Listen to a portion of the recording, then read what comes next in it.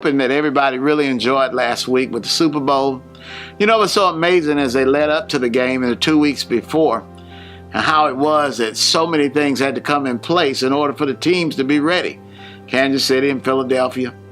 But one of the things that was so amazing to me, of course, the most valuable player, Patrick Mahomes, was just amazing.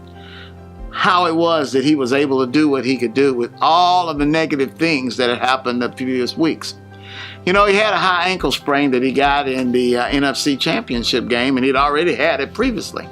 But it was so amazing to what he was saying.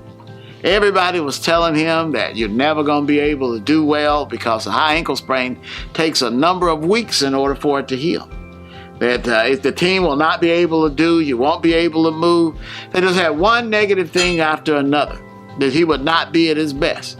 And they were just telling him, you know, it could be that the second quarterback had to be ready because he was going to be limited. And this is the Super Bowl.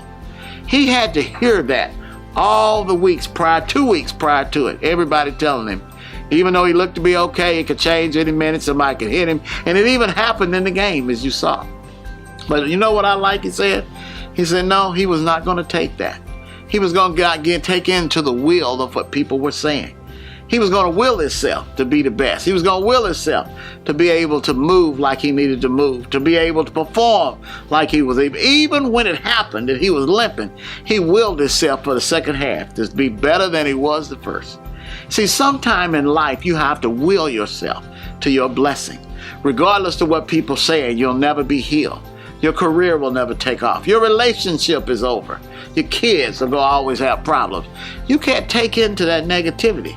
You got to know that you're in God's will, and you got to will those things to happen. You got to remember what Galatians 6:9 said. Don't get weary of doing good, for in due season, you won't faint. Okay? You got to remember, God, you are in God's will, and He wants His best for you. It's up to you, the choices that you make. Remember, God only wants your best, but you got to will your way into success.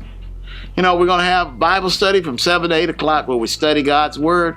And don't forget, Impact, 8:30 on Thursday night. Let's have a good week, and let's put God first and will ourselves to our blessings.